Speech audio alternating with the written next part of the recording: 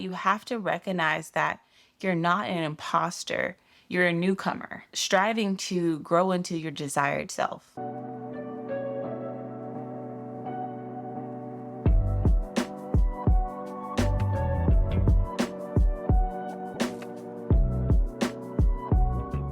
Welcome to the Creative on the Grind podcast. It's your girl DeAndra, and I'm back with another episode. Today, we're going to be tackling a common but often unspoken challenge that entrepreneurs face, which is self-doubt and imposter syndrome. These feelings can be really intense when it comes to starting a business or mastering a new skill. But why do they hit us so hard in these moments? Let's discover not only why this happens, but also how to overcome these hurdles to be more confident in our journey to success. At the core of self-doubt and imposter syndrome lies a deep-rooted fear in our abilities and talents. It's a fearful time because obviously we don't know much about it and we're hopping into something that we're unsure of.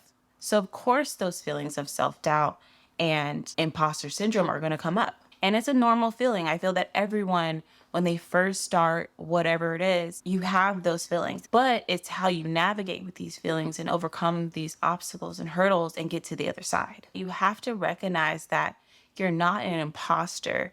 You're a newcomer, striving to grow into your desired self. And that's the first step into overcoming imposter syndrome and self-doubt, is recognizing these things, because I feel a lot of people put a lot of pressure on themselves when they start out a business or a new skill because they want to be perfect.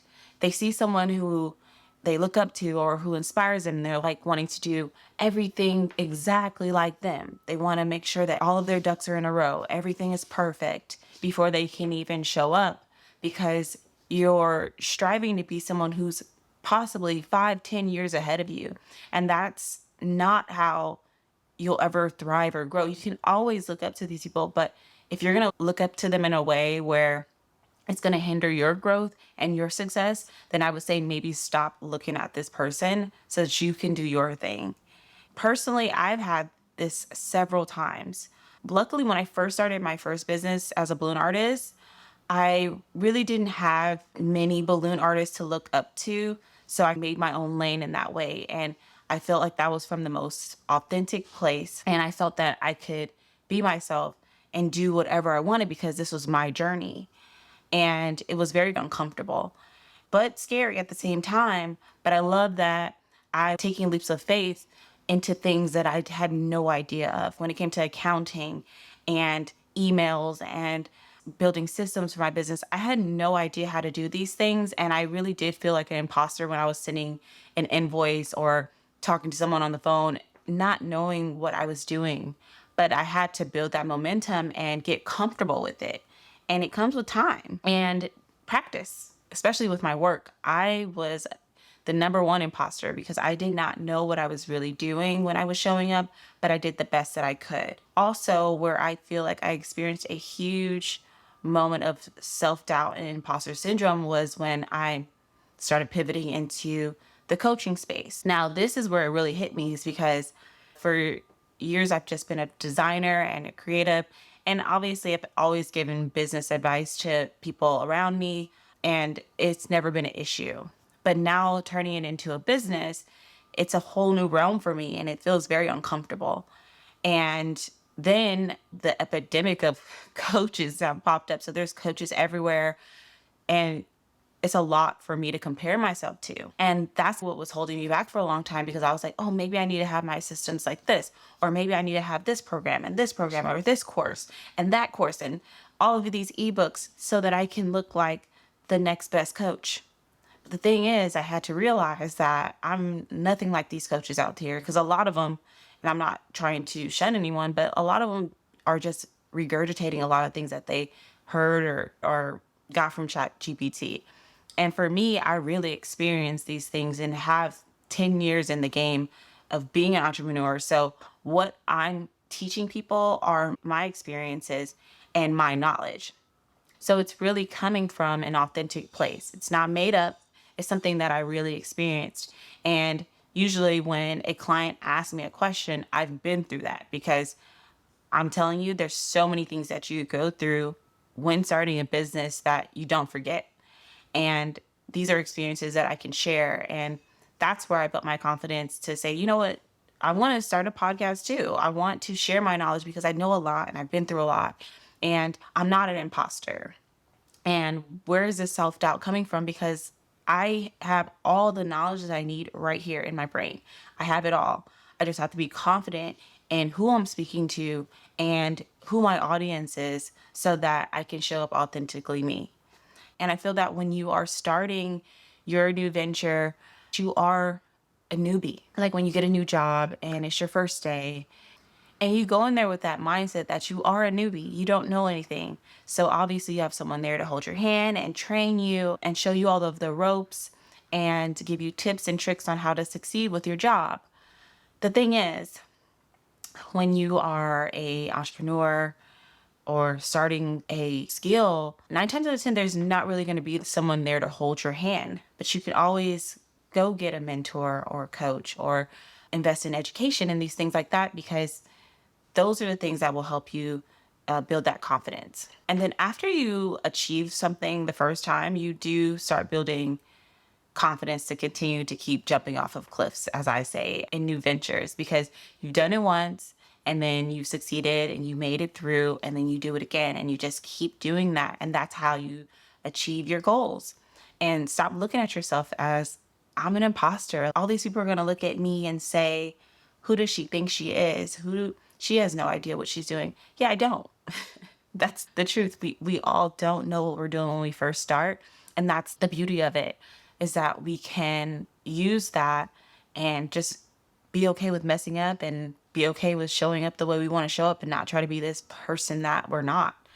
I feel like that's why I can just be me. I love that I can just be me and make mistakes and learn from them and grow. And I think that's just the full beauty of starting new things. So I want to give you some effective strategies to help you overcome self-doubt and imposter syndrome. The first is stop comparing yourself to others. Embrace your unique approach and know that there's no right way to do things. And look for more inspiration than comparison. If you see someone that you love their work, you love how they do things, look at what they're doing and be inspired by that. Don't come from a place of, I see them, so I'm going to do better than them. Come from a loving place and just let whoever it is inspire you and take it for what it is. Because what creates the confidence is when you're doing something from the heart and it's just coming out authentically. For example, a designer who has a specific style and you love their style, but you go in and you take their exact blueprint, how they do things, their same materials, the way they do their layouts, the way they do their mock-ups. If you do everything exactly the same, you're going to feel like a robot and it's not going to come out authentically, and people are going to see that. There's a book actually called Still Like an Artist, and basically it's being inspired by someone, and you can take from their blueprint, but make it your own. Because at the end of the day, you don't need to reinvent the wheel. Honestly, most things are on this planet. And what you could do is if you see someone who inspires, you can, you know, enjoy it, be inspired, and then make it your own. And that's what I did with balloons. I saw this designer, her name was Geronimo. She doesn't really do balloons anymore. She's an artist, so she does all types of things. But at this point in time, she was doing installations all over LA and San Francisco. And I saw some of her work and I was like, wow, it's so beautiful. I love how these balloons are different sizes and it looks really cool flowing down from these buildings. And because she was doing like massive things, like on top of houses, and it was crazy. It was awesome. But I was so inspired by that. So I took that idea and I was like, let me make it for events. So for baby showers, galas, corporate events, let me take this idea and use it in my own way. And that's what I did. And it built a successful business off of that. And that's how you do things. You see something and then you get inspired to obviously make it better, but make it your own. That's where the secret sauce is when you make it your own. And I don't condone any plagiarism or copying people's exact blueprint, their exact details, that's what's happening today. Everyone's copying everyone's work, regurgitating everything someone else is saying and making it their own, but that's not your own. Someone actually said those words verbatim. So we need to stop doing that and just learn how to be inspired. So the next thing I would recommend is reflect and challenge any negative thoughts you may have. Seeking support and asking for feedback can be instrumental in transforming those thoughts into something positive. And I feel that negative thoughts are what brings a lot of us down. We get so hyped when we come up with a new idea. We get so hyped when we start something new. But as we get into the thick of it, that's when all of these negative thoughts come out.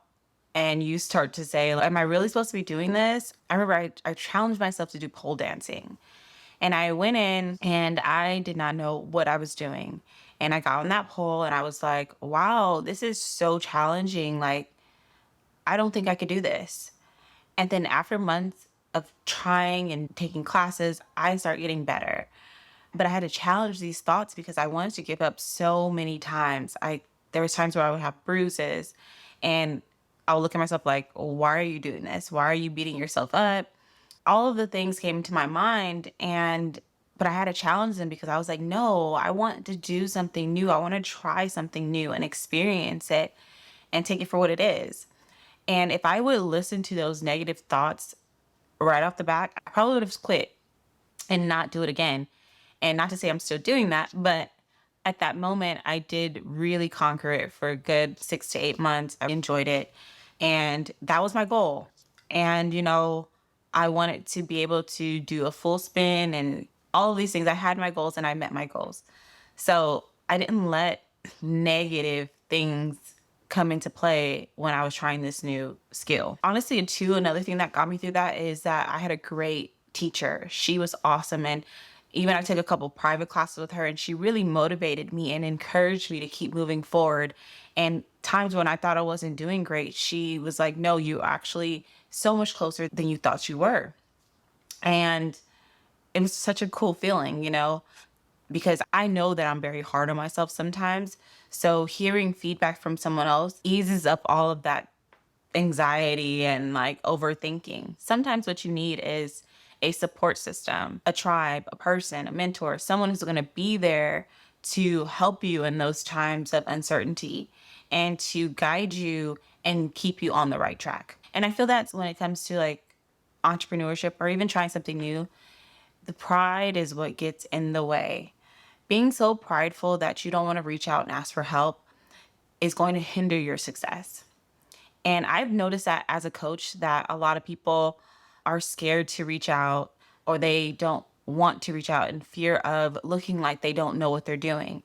And the thing is, when you reach out to a coach or a mentor, their job is not to judge you in those moments. Our job is to encourage you and move you forward and get you out of your head. But if you don't challenge yourself and take that leap of faith and ask for help, you're going to stay stagnant. And why would you want to do that to yourself? For me, I let pride go out the door. If I don't know something, I'm definitely going to ask someone and I'm going to get help. I don't care if I come off looking like I don't know what I'm doing. The truth is, I don't know what I'm doing in whatever situation and I want to learn.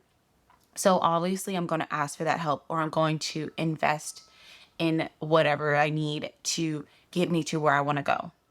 That's what I've done with this career. Honestly, why I have so much more confidence now in how to relay my messages and speak to people about their issues and challenges is because I spoke to several coaches. I've been in a few coaching programs. I brought every course under the sun that I felt was going to be enhancing into my career. And I invested in these things. And I feel that's what a lot of people are lagging on is investing in themselves. And I know that investing, especially in a course, can be scary because you don't know what's on the other side. But I always say, even if you get 2, 3 tad bits of information that can help you from a course, that's all you need. Because sometimes full courses don't help you anyway. And I feel that there's also this stigma where it's like, people don't finish courses. Yeah, sometimes you don't. I don't finish all my courses, but I got everything I needed from the course and I'm good to move on to the next thing. And that's all you need. I had a coach tell me, she was like, if you get a new book or if you get a course and there's only 2 chapters or 2 modules that you're interested in, look at those 2 things and move on. You always have it in your back pocket if you want to go back to it. But focus on what you really want to focus on and move on.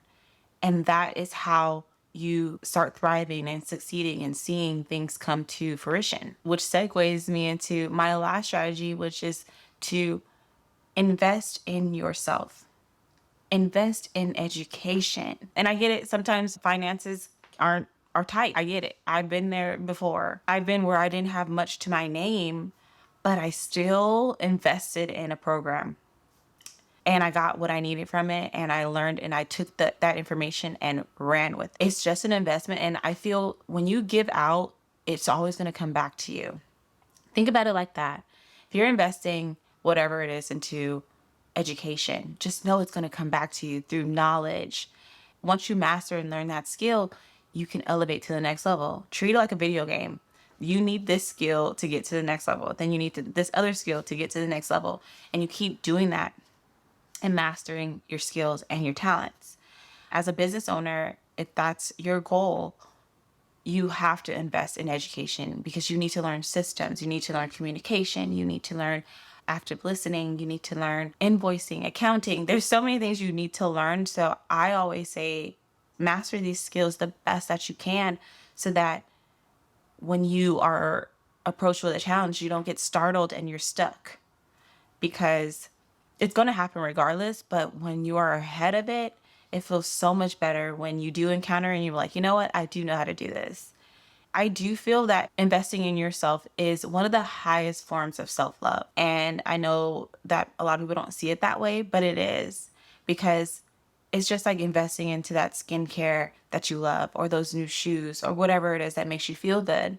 When you invest in yourself, you're telling the universe that you are worthy, that you deserve all of these things, and that you want more of it. But if you just sit there in your ego and your pride and you stay stagnant, you are hindering yourself from sharing whatever it is that you are blessed with to the world. And why would you want to do that? And I feel a lot of us are blessed with gifts and talents that are just hidden in the foreshadows, because we're not taking the time to challenge these thoughts, these opportunities. Like we're just so stagnant in who we are today, and we want to be someone else, but we don't want to make a change. And I remember this saying that I heard in, I think it was like, I want to say elementary school. So crazy. But there was this saying that they said, and it was, change starts with me. And it's always stuck with me. And that's how I've managed my life this far. Is if I want to see change, I have to be the change and make that change in order for it to come to life, whatever it is. And a lot of people go around complaining about, you know, why is this happening to me? Why can't I do these things? But the thing is, it's you are the one who continues to revisit whatever it is that you don't like. For example, let's just say if a child touches a hot plate, do you think that child is going to continue to touch that hot plate if they got burned the first time? No. So why would you keep allowing yourself to get burned by the same hot plate instead of changing the whole trajectory of it and doing something new? That's all it is. Just doing something new. If that doesn't work, try something else. You could change your life every day. You could make new choices. And that's really all of it. It's all a lump sum of how you overcome self-doubt and imposter syndrome. We're not imposters. So I always want you to just keep that in mind, that you're not an imposter, you're a newcomer. And that's all you have to run with. You don't have to tell anyone anything else. You don't have to say anything else. You're a newcomer, and that's totally fine. And it takes courage to be a newbie, because one day you're going to build all of that experience and you're going to be a vet. I never would have thought 8 years ago when I was doing balloons that my designs would look like they are today, and people will be asking for my guidance and wanting me to be in Qualitex magazine and this like all of that stuff. I never would have thought. I could have never imagined. But me just challenging myself and not letting self-doubt and imposter syndrome get in my way is where I saw the success. So that's what I need you guys to do, is stop letting self-doubt and I don't think I can do this, I'm not sure, I don't have the money. I don't have the skill. Stop letting all of those negative thoughts go in your head and just do it. Because again, if you fail, you can get back up and you can just try again. That's all it is. You just try again and you'll be fine. That's how you build that confidence, is just through trial and error, investing in yourself. And honestly, once you get that education component and learning new skills, that's where the confidence really happens, and through experience. So the practicing, the physical aspect of it is what builds that confidence as well. So as we wrap up today's episode, remember that self-doubt and imposter syndrome are common experiences, especially when embarking in new ventures. However, by understanding the roots, reflecting on personal growth, and employing strategic approaches to challenge and overcome those feelings, we can emerge and become more confident, equipped to succeed in our creative endeavors. So I want you to keep moving forward and keep investing in your growth and challenge those thoughts and do whatever you can to keep going, because movement is life. Movement is what brings you the life that you desire. Just know that you're not alone, and I'm here in spirit, and I'm your business bestie, here to just encourage you to do the best that you can with what you got, because that's all we can do. So that's all for today's episode, and I hope that you enjoyed it. If you did, make sure you hit that like, share, and subscribe button, and stay tuned for a new episode next week. And until then, stay creative and stay on the grind. And until next time, bye.